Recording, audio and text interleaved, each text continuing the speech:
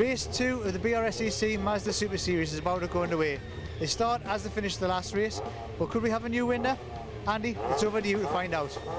So cars on the grid then ahead of our second race. As Mike said, they start roughly how they finished the first race. There is one difference though. Kell and Townsend on row 1, not necessarily what you would have expected. Pickford and Clon Powell's row 2. Simon Fleet and Joe Marshall-Burks, race 1 winner, down on row number 3. That was because of a post-race penalty that he picked up. Darren Kell and Simon Orange are next, then Declan Lee and David O'Reilly to round out the top 10 ahead of the rest, who will try to come from behind, including our 3 non-finishers from race 1. We are Steve Dolman, Alex Miller and Patrick Collins. So, the post-race penalty for Joe Marshall-Burks means that this is now a particularly intriguing race because he's got a few cars between himself and his race 1 sparring partner James Kell. Let's see what happens there. Lights go out, away we go. Patrick Collins in this all too familiar position of coming from the back of the grid after a non-finish in the previous race. They've done a good job to get the car fixed though. Gary Townsend has got a good job to get the lead into turn number 1. Kell is second. Clyde Powell's going around the outside of Matt Pickford for third. A few cars on the grass further back. Let's hope they all get through safely. On board with Pickford though, as Joe Marshall-Burks begins his climb to the front of the field, going for 4th place here into Cascades Corner, and he'll take it as well on the inside line. Sideways there for David O'Reilly though in the 112 car, just missed the apex there. Up the inside goes Christina Holly. Something she wasn't able to do in race 1 was get past the 112 car, but she's done it already here, halfway around the first lap in race number 2. On board with Collins then. Car in front of us, I think that'll be Chris Lindley there going through. Collins follows him past into Island Bend, so that really did cost David O'Reilly. The slide at Cascades on the opening lap killed your momentum down the lakeside straight. Because it's the start of the race, everybody else is right behind you and they just go driving straight past. There's nothing you can do to stop it. O'Reilly now under pressure from the next wave of cars as well. And that's the 26 car going through of Duncan Harris. Alex Miller as well, recovering from the back after mechanical issues, put him out of the previous race in the Bora Motorsport car. It's already a jumbled up order really then, with Townsend leading the way, James Kell second, Powell's third, Marshall-Burks fourth, then Pickford fifth, then Fleet, Darren Kell ahead of Declan Lee and Simon Orange, both of whom got those penalties for start line infringements in the previous race. Joe Marshall-Burks' penalty, by the way, something I've never seen before. It was, and this is exactly what I got on my results sheet, an SD camera card infringement. I can't think what that might be. Maybe it wasn't handed over to, it wasn't formatted right. I've absolutely no idea, but it wasn't. That is what the infringement was, and apparently the suitable penalty is a 5-place grid penalty for the next race. So that's why he's starting down in 4th position. Started down in 6th position, excuse me. He's running down in 4th. He's going for 3rd now. The inside of Powell's into Lodge Corner. Is Clive going to turn in? Yes, and really it was on Joe Marshall-Burks there to back off to avoid contact, which he did. So keep it clean. Gary Townsend leads the opening lap. Never did get to the bottom of what Gary's issue was at the end of race 1 either, when he dropped about 8 seconds to the leaders, having been right with them.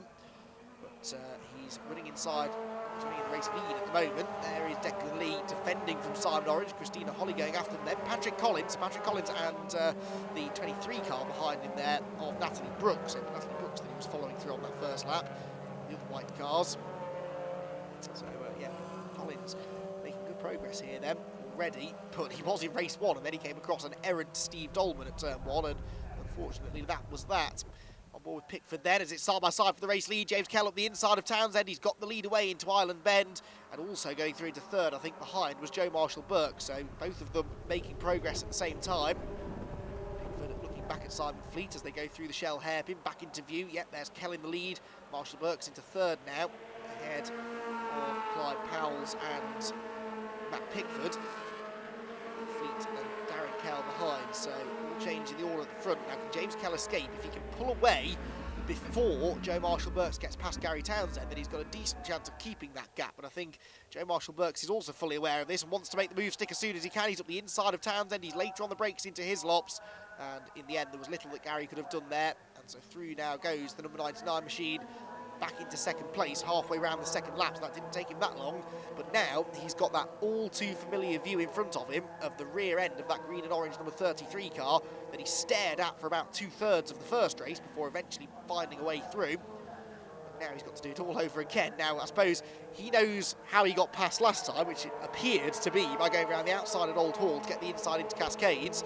But the trouble is that James Kell's also wise to that now. I'm not sure there's much that he can do to cover that really. Already Marshall-Burks is within striking range, and again he sets this up nice and early, forces Kell to defend into Lodge. Carries More speed through Deer, leaping across the start-finish line as a result. Moves over, though, just to defend there from Gary Townsend slightly, but actually he might have got up the inside of Kell here as he outfoxed James Kell already. Into the first corner they go, and yeah, Joe Marshall-Burke's on the inside line, carries the speed into the corner. Now can Kell fight back? This did happen early on in race number 1, but no, this time Marshall-Burke's is neat and tidy off Old Hall corner and actually does go through at the first opportunity. Nice driving there. So Marshall-Burke's leads the way, Kell second, third for Gary Townsend.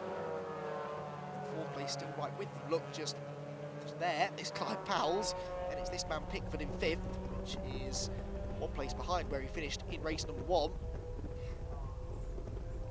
Ireland, past the Ireland hairpin, which is used on the Ireland circuit, the middle of the 3 layouts distance-wise here at Oulton Park. This is, I think, by far my favourite, and most of the drivers will agree as well, this full international loop that allows you to use the almost flat-out left-hander at Ireland Bend, the banked hairpin at Shell, and then this sort of flip-floppy chicane at Britain's, which was added a few decades ago to slow the cars down, but actually has quite a nice rhythm to it, the drivers will tell you. You sort of hop over the curbs, left, right, left, back over the hill again, carry as much momentum out of there as possible because it's a steep uphill acceleration zone, and then down into the second of the chicanes at Hislops, named after the late great Steve Hislop.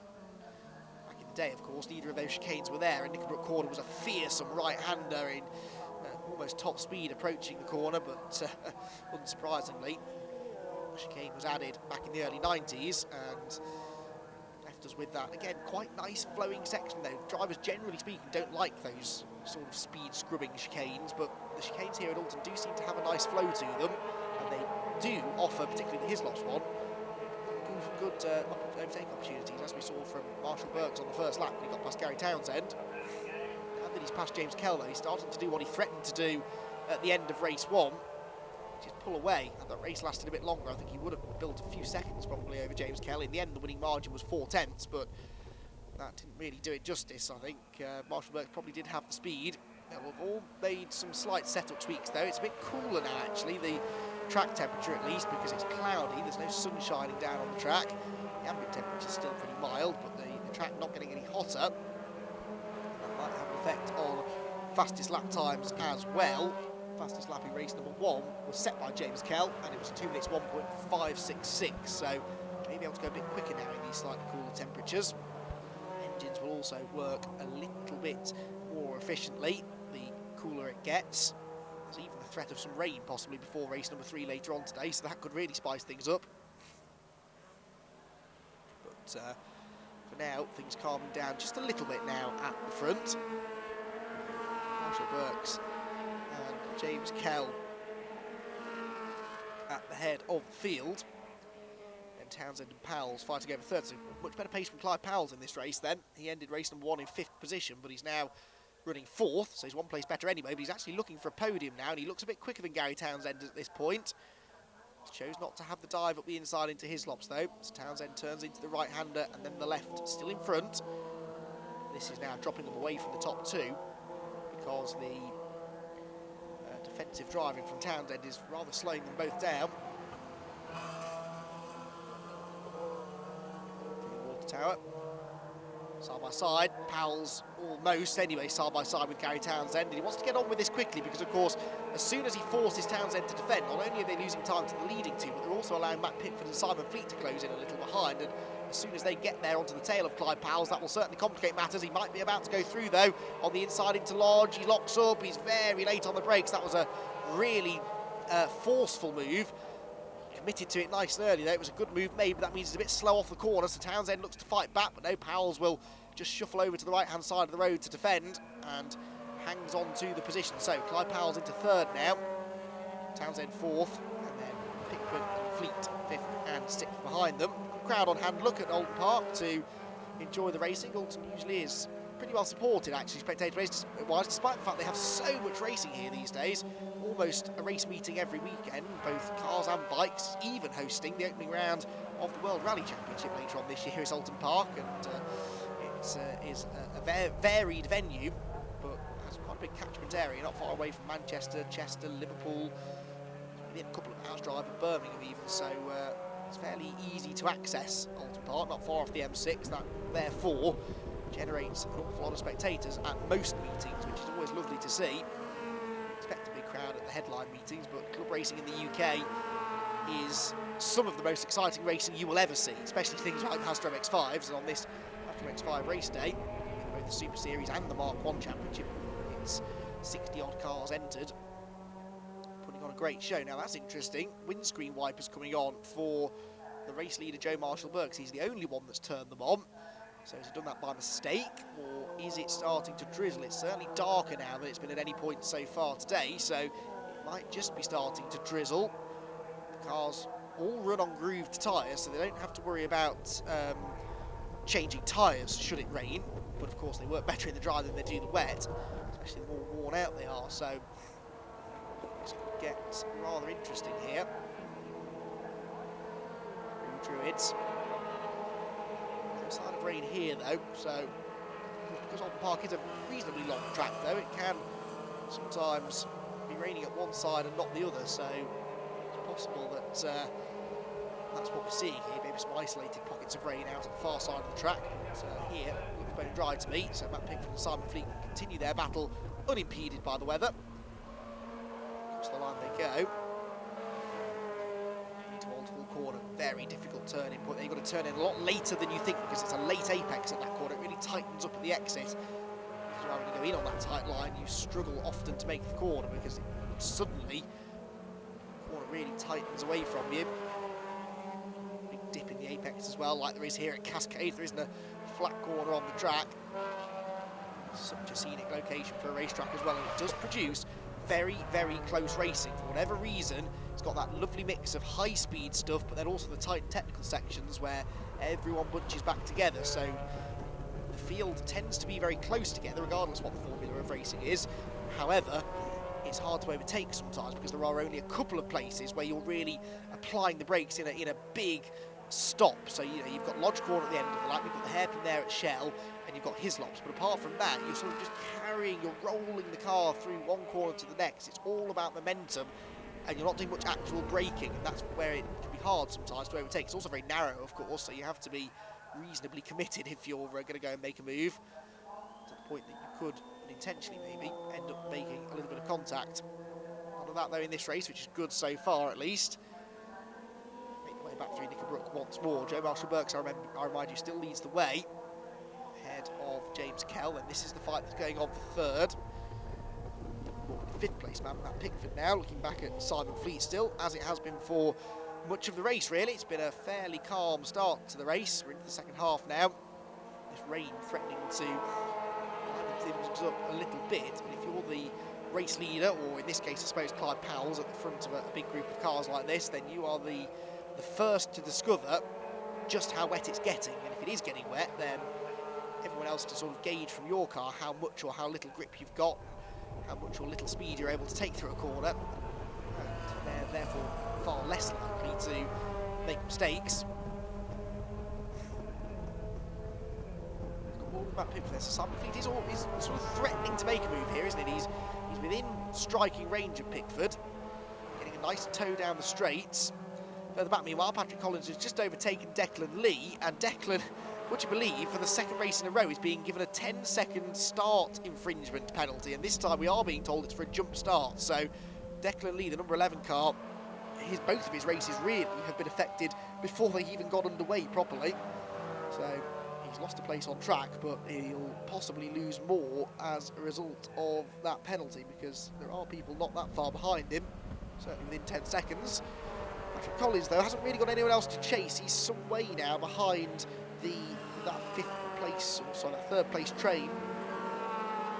Well, over 10 seconds now between himself and Darren Kell, who I believe is the next car up the road. So Patrick now probably has got as high up the order as he can, but of course he'll be thinking now about race 3, because your finishing position from this race dictates your starting position for race number 3.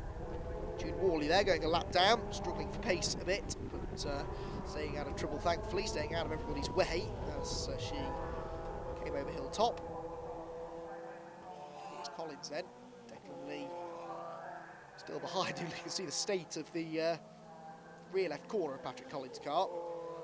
Just can't get any luck. Still, Stetterton, sorry, was exactly the same, wasn't it? He had that shunt coming out of the hairpin. It's a very similar situation, actually. Someone spinning right in front of him.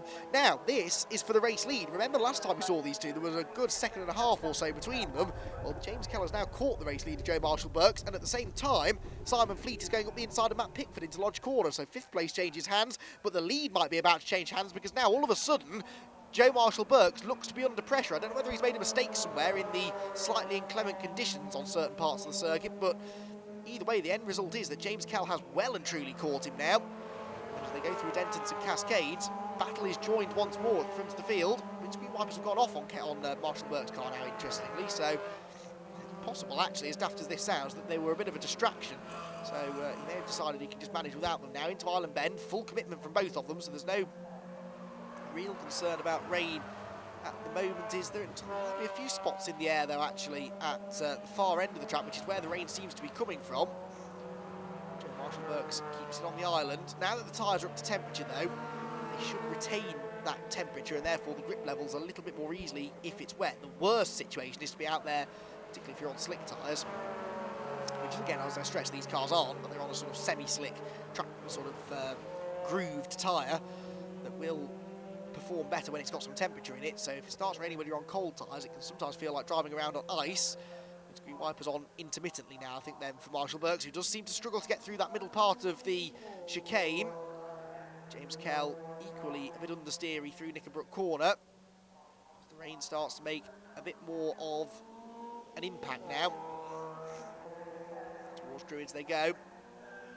Can James Kell do to Joe Marshall-Burks then what Joe did to him, well, in both of the races now, I suppose, which is overtaking for the race lead. But this has some real similarities to race one, doesn't it? Just the reverse situation in which Kell led most of the race, only to be overtaken in the closing stages. Well, now he's trying to do that to Joe Marshall-Burks. For the second lap in a row, he goes to the outside at Lodge Corner. But unlike Joe, in the previous race where he was taking that wide line into Lodge and then cutting back to the late apex, James seems keen to try and go right round the outside. That's not going to work. What about Old Hall Corner, though? You can go around the outside here, in theory. No, he tees up the late apex instead, carries the speed down. Now, that's a quicker way through the corner, but even if you do get alongside, it's almost certainly going to be the outside for Cascades. So, in the end, they stay single file anyway. James Kell asking all the right questions of Joe Marshall-Burks, who daren't push any harder to pull away, just in case the next time he gets to, for example, Island Bend, the rain has arrived with a vengeance, because if it has, and he goes in there full speed, he probably won't come out of it in one piece. So, really tricky situation this for Joe Marshall-Burks as he tries to maintain the lead of the race. James Kell still in his wheel track, so in second place, down to Britain's. Even there, Marshall-Burks feeling the need to just cover the inside line, so he really isn't sure whether he's going to be able to keep this. He's sideways through Britain's, and this is probably Kell's best opportunity. He'll be much quicker up the hill, but again, Marshall-Burks, through luck more than judgment maybe, ends up on the right-hand side of the road after that slide, which is the inside for the Hislop chicane. Kell will have to be desperately late on the brakes here. He's going to give it a go, slides the car into the corner though, just couldn't get it stopped in time without sliding off the road anyway. If he'd have braked any later, he would have certainly been on the grass, and has to settle back in behind. But that was a good opportunity there for Kell. And that will be like blood in the water now. That little mistake from Joe Marshall-Burks at Britain's will tell James that, okay, maybe this can work. Maybe I can force him to make an error that could cost him the race lead. In the slipstream again now, down into Lodge Corner. But not really close enough, I don't think, to do this. Marshall-Burks a bit sideways again. I think they're both sliding around now in these slightly greasy conditions under the footbridge, newly installed a few years ago, that past the SO sign, which is a nostalgic nod to Oulton Park's historical appearance on that part of the circuit back in the day. Into Old Hall Corner they go for what must be the final time, because they're running low on time in this one now. Can Joe Marshall-Burks hang on to the flag? James Kell, I'm sure, will give this everything he's got. It may not be for points, but wants a race win. That really is the only point of racing in the Super Series. Not the only point, but it's the big point of racing in the Super Series for winners' trophies. And that was a mistake for Joe Marshall-Burks that might just cost him his winners' trophy, because Kelly's back alongside again. But it's the outside line into Island Bend. If he'd have been a car length or so closer, he might have been able to complete that manoeuvre. But Marshall-Burks, despite another little error, is able for now to hang on. Out of shell. Down to the Britain chicane for this, the final time of asking. Half a lap to go then. James Kell all over the curb through the left and through the right, but the car seems well balanced over those curbs, and again, he's a bit quicker than Marshall Burks off the chicane. Dabs the brakes there. Now, that's not because he's chickening out and making a move, that's because he just walloped those curbs at the chicane, and that can cause what's called pad knockoff. It can knock the brake pads away from the brake discs, and that means that when you get to the next corner, you've got no brakes, which of course is not ideal. So that's why sometimes you see if the driver has a particularly rough ride over a curb, I think he did it again there coming out of Knickerbrook, they'll just touch the brake just to make sure they've still got a firm brake pedal underneath them. This is a firm challenge now to get the race lead away though for James Kelly, side by side again into Druid's corner for the final time. If he can get a better exit, he might be able to get to the inside at Lodge, but no, he hasn't been able to do it. So now just one more corner left for Joe Marshall-Burks to defend. And you can't see him making a mistake here. James Kell can weave around in his mirrors all he likes, but it would require a mistake from Marshall-Burks now, I think, for this to change hands. Off the corner they go, off onto the grass goes James Kelly. He's got to run. It will be a drag race to the line, this. They might just be side by side. Get the photo finish cameras ready. It's just about going to be Joe Marshall-Burks by 1/10 of a second in the end over James Kell for the race victory. Fabulous racing between the two of them. Clyde Powells comes home an impressive third, with Gary Townsend fourth and Simon Fleet fifth. Matt Pickford, Darren Kell, Patrick Collins was 8th, ahead of Alex Miller and Declan Lee. Then Christina Holly and Duncan Harris just outside the top 10. Sign Orange was a non-finisher, while Steve Dolman sadly was not able to take the start after the damage sustained in race 1. So that was a bit of an exciting race, especially towards the end. The weather started closing in. How was that for you? Well, I was on me, I think it was 5th lap, and everything was down to normal. Then come down to Shell Oils, it just quite a bit of rain. So I understeered pretty wide, which gave James caught me up. Then obviously the rest of the track was dry, but tricky conditions, but it was a good race, loved it. Is James giving you a bit of a run for the money? Yeah, he was. We got past him, he had missed a gear onto the straight, so we got past him through that, but then I thought I gained about 2-3 seconds. The next minute, look in my rearview mirror, he's right behind me again, but we managed to hold him off, so hopefully race 3 do the same. So a bit of a bog down at the start of the race. What happened there? So shifting from 3rd to 2nd, just a load of crunches, and then it's pretty much set the tone for the rest of the race, to be honest. Just played with gearbox issues throughout, but tried to hold it together. That's how Joe got past them. 2nd to the 3rd shift just wasn't happening. 3rd was basically on its way out. So yeah, it was just managing the gearbox throughout the race, and managed to at least give him a run for his money at the end. So yeah, it was good fun. So it started 4th and took your first podium. How's that working out for you? Absolutely fantastic, yeah. For us grey old blokes, then I think it was something that I aimed to try and get a good start. I got a good start. I was behind Gary, and I managed to get Gary. But after a few laps, I missed my gear. He was right alongside me, so I had to give him the corner. But I managed to get back and finish the race in front of him.